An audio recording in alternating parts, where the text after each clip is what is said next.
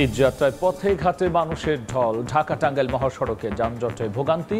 ট্রেনের ছাদে ঝুঁকি নিয়ে ছুটে চলা, লঞ্চেও উপচে পড়া ভিড়।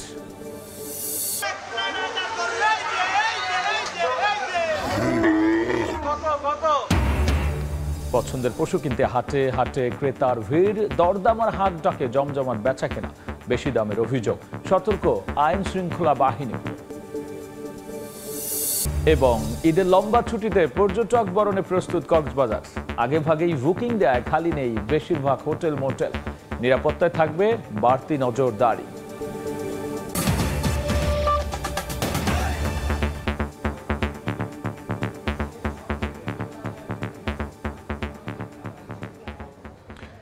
বাংলা সময়ের সঙ্গে আছি আমি গোলাম রাব্বি। ঈদযাত্রায় ঘরমুখ মানুষের ঢল সড়ক মহাসড়কে। যানবাহনের দীর্ঘ সারি। গাজীপুরে বৃষ্টির কারণে সৃষ্ট জলাবদ্ধতার কবলে পড়ে যানজট। নাকাল যাত্রীরা। মুন্সিগঞ্জের মাওয়া টোল প্লাজায় যানবাহনের দীর্ঘ লাইন। তবে যমুনা সেতু ও ঢাকা আরিচা মহাসড়কে নেই ভোগান্তি। একদিন পেরোলেই ঈদ, ছুটি শুরু হতেই আবারও মহাসড়কের সেই চিরচেনা যানজট।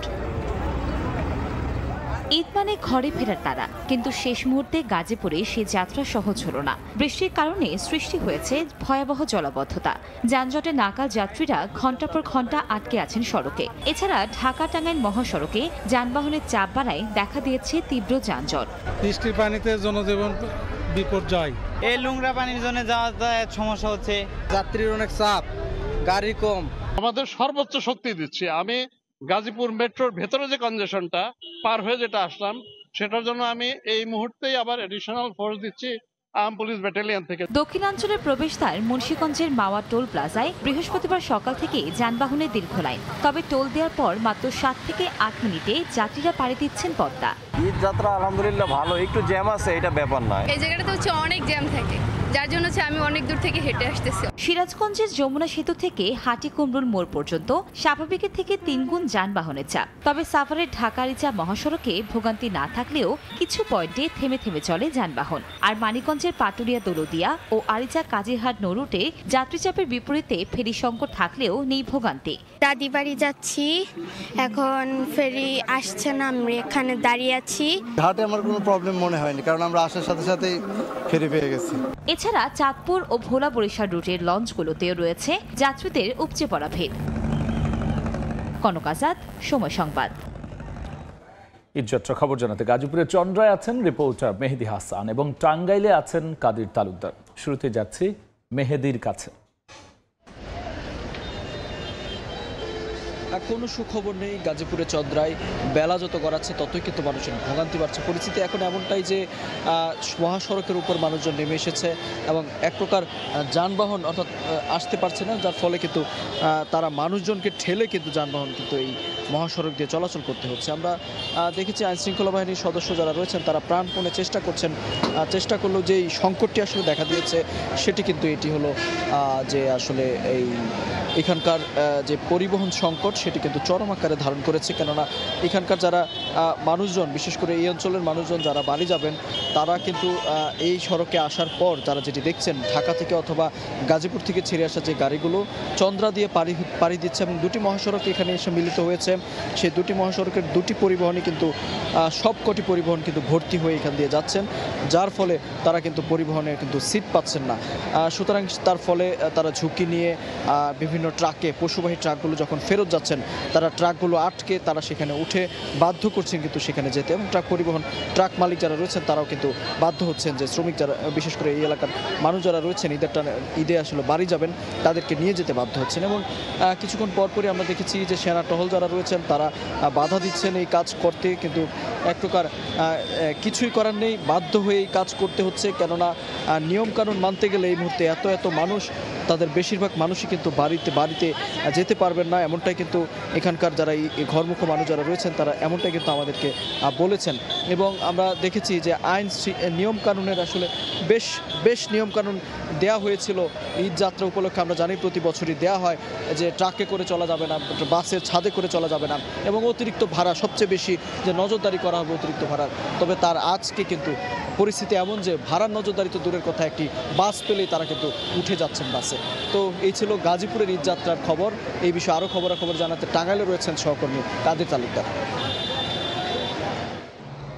দিনভর যানজট এবং ভোগান্তির অবসান ঘটিয়ে বর্তমানে ঢাকা টাঙ্গাইল মহাসড়কে কিছুটা গতি ফিরেছে যানবাহনের।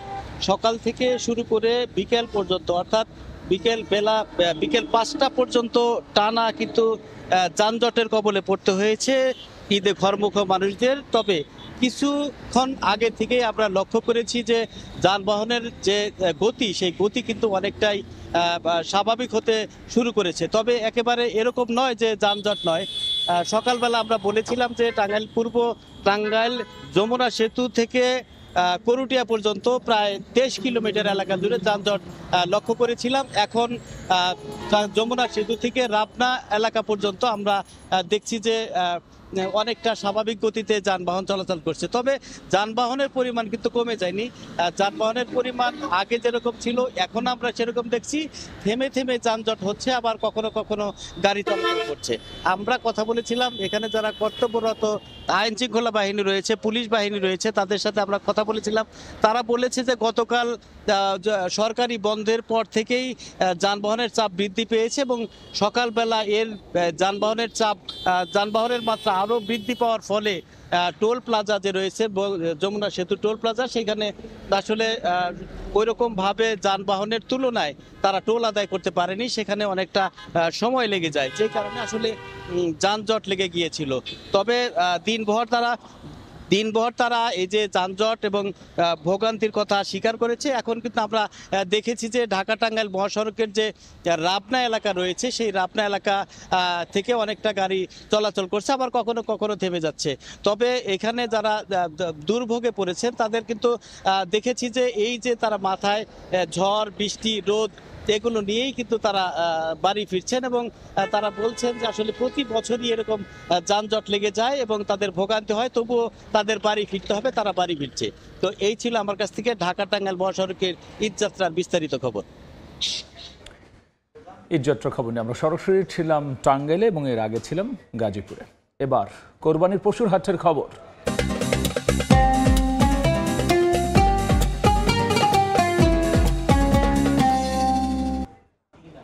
ঈদ ঘনিয়ে আসায় সারা দেশে জমে উঠেছে কোরবানির পশুর হাট।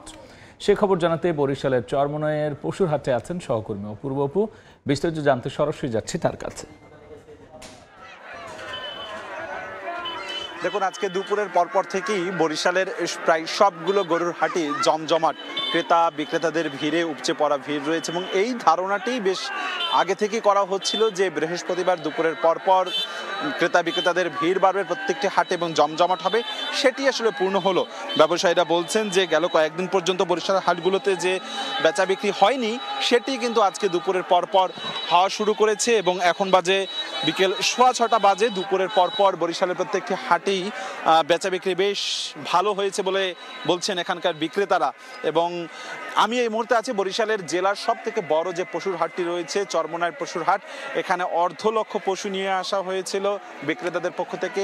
সেই হাটে বেচা বিক্রি চলছে 40,000 টাকা থেকে শুরু করে 14 লাখ টাকা অবধি পর্যন্ত এখানে গরু বিক্রি করা হচ্ছে, ছাগল বিক্রি করা হচ্ছে এবং আইন শৃঙ্খলা রক্ষাকারী বাহিনীরও বেশ তৎপরতা আমরা লক্ষ্য করছি যাতে কোনো ধরনের কোনো অপ্রীতিকর ঘটনা না ঘটে।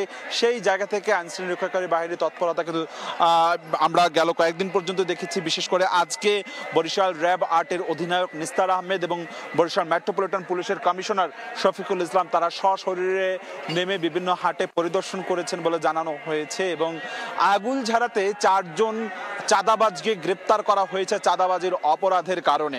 তবে মোটা দাগে যে বিষয়টি রয়েছে আমরা দেখাতে চাই যে দেখুন, বরিশালের চরমনাইয়ের যে পশুর হাট রয়েছে সেই পশুর হাটে মানুষের যে ভিড় রয়েছে প্রায় 1.5 লক্ষ মানুষের ভিড় রয়েছে বলে জানিয়েছে এখানকার বিক্রেতারা। আমরা মাঠের বাইরের যে সড়কটি রয়েছে সেই সড়কটি দেখাতে চাই। বাম পাশের যে সড়কটি রয়েছে সেই সড়কে প্রায় 3 থেকে 4 কিলোমিটার পথ এই মুহূর্তে যারা এখান থেকে পশু কিনে নিয়ে ঠিক এই যে সড়কটি রয়েছে সেই সড়ক থেকে নিয়ে যাওয়া হচ্ছে এবং কার্যত এখানে এখন কোনো ভ্যান কিংবা ট্রাক পাওয়া যাচ্ছে না যে পশুগুলো নিয়ে যাওয়া হবে। তার জন্য কিছুটা বিপাকে পড়তে হচ্ছে। মূলত এই সড়কটি দিয়ে এখন প্রায় 3 থেকে 4 কিলোমিটারের পথটি এখন মানুষ পায়ে হেঁটে তার পশুটি কিনে নিয়ে যাচ্ছে। তবে এই পথ থেকে যারাই যাচ্ছে না কেন আমরা দেখছি সবার চোখে মুখে এক ধরনের হাসির ঝিলিক এবং যে এই পশুর হাটে যে চিরাচিরত যে আওয়াজটি শোনা যায় সেটা হচ্ছে কত দাম, যে দামে কিনেছে সেই দামটি বলছে এবং এই যে কত দাম কত নেওয়া হচ্ছে তার মধ্য থেকে কিন্তু একটা আনন্দের রেশ দেখছি। এখানে যেমনি বয়স্করা এসেছে তেমনি বাচ্চাদেরকে অনেকে নিয়ে এসেছে এই পশুর হাটের সাথে পরিচিত করবার জন্য এবং পশুটি কিনে নিয়ে যাওয়া হচ্ছে। মোটামুটি বরিশালের এই হাটে ক্রেতা বিক্রেতা মিশ্র প্রতিক্রিয়া শুনেছি, তারা উভয় খুশি বলছে। আমার কাছে সবশেষ বিকেল পর্যন্ত এতটুকুই খবর ছিল। ছুটিতে লাখো পর্যটক বরণে প্রস্তুত কক্সবাজার। এরই মধ্যে বুকিং হয়ে গেছে তারকা মানের হোটেলগুলোর বেশিরভাগ কক্ষ। নিরাপত্তা নিশ্চিতে সজাগ থাকছে ট্যুরিস্ট পুলিশ ও লাইফ গার্ডরা। মোহাম্মদ ফরাজের ক্যামেরায় সুজাউদ্দিন রুবেলের রিপোর্ট।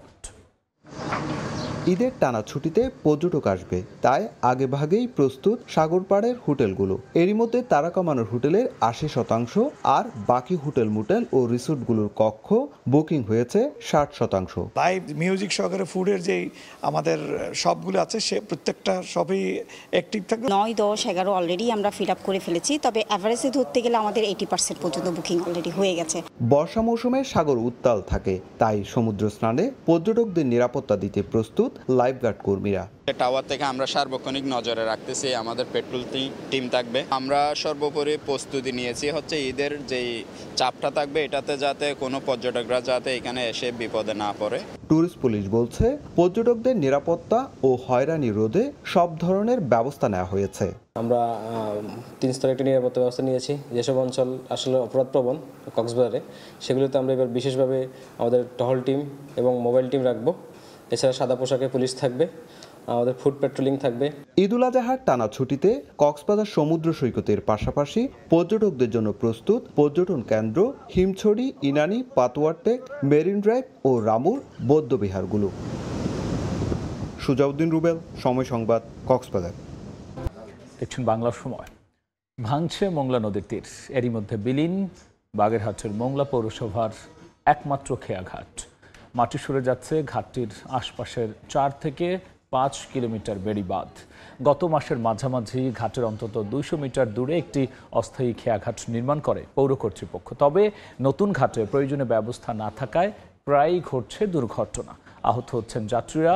সমস্যা সমাধানে শীঘ্রই পদক্ষেপ নেওয়ার দাবি তাদের। মোংলা বন্দর কর্তৃপক্ষের সঙ্গে সমন্বয় করে ভাঙন রোধে ব্যবস্থা নেওয়ার কথা জানায় পৌর কর্তৃপক্ষ। নানা আয়োজনে সারা দেশে পালন হলো বিশ্ব পরিবেশ দিবস। র্যালি, আলোচনা সভা, বৃক্ষরোপণ সহ জনগণকে সচেতন করতে বিতরণ করা হয় লিফলেটও। এ সময় বক্তারা প্লাস্টিক বন্ধের ওপর জোর দেন। এছাড়াও 64টি জেলায় একযোগে নানা জাতের ফলদ ও ঔষধি গাছ রোপণ করা হয়। বিশ্ব পরিবেশ দিবস উপলক্ষে সারা দেশে নানা আয়োজন। এবারে প্রতিপাদ্য বিশ্ব পরিবেশ দিবসের আহ্বান হোক প্লাস্টিক দূষণের অবসান। বৃহস্পতিবার সকালে রাজশাহী, খুলনা, ফরিদপুর, মোংলা, জামালপুর সহ কয়েকটি জেলায় বিভিন্ন সংগঠনের পক্ষ থেকে র্যালি বের করা হয়। র্যালিটি শহরে বিভিন্ন এলাকা প্রদক্ষিণ করে। এরপর সংক্ষিপ্ত আলোচনা সভা অনুষ্ঠিত হয়। এ সময় প্লাস্টিকের উপর নির্ভরশীলতা কমিয়ে পরিবেশ রক্ষায় সকলকে একসঙ্গে কাজ করার আহ্বান জানান বক্তারা। আমরা শুধুমাত্র বছরে একটি দিন নয়, বছরের প্রতিটি দিন যেন আমাদের পরিবেশকে স্মরণ করি এবং পরিবেশের প্রতি দায়বদ্ধতাকে মনে রেখেই আমরা পরিবেশের যত্ন নেই। 2টি করে গাছ দিচ্ছি, তারা এটা হচ্ছে ধারাবাহিকভাবে নগরীর 30টি ওয়ার্ডে আর কি এটা রোপণ করবে। প্লাস্টিক দূষণ বন্ধ করা হোক, পরিবেশ বাঁচানোর জন্য গাছপালা রোপণ করা হোক। এছাড়া 64টি জেলায় বিভিন্ন সরকারি বেসরকারি প্রতিষ্ঠানে একযোগে নানা জাতের ফলদ ও ঔষধি গাছ রোপণ করা হয়। ফাহরিয়া ফারজানা, সময় সংবাদ। বাংলা সময়ের শীর্ষ সংবাদ জানিয়ে দিচ্ছে আরও একবার।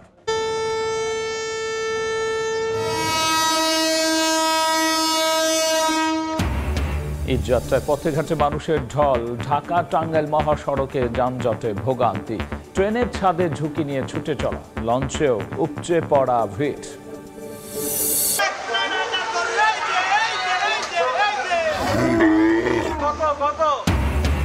পছন্দের পশু কিনতে হাটে হাটে ক্রেতার ভিড়, দরদাম আর হাত ডাকে জমজমাট বেচা কেনা, বেশি দামের অভিযোগ, সতর্ক আইন শৃঙ্খলা বাহিনী।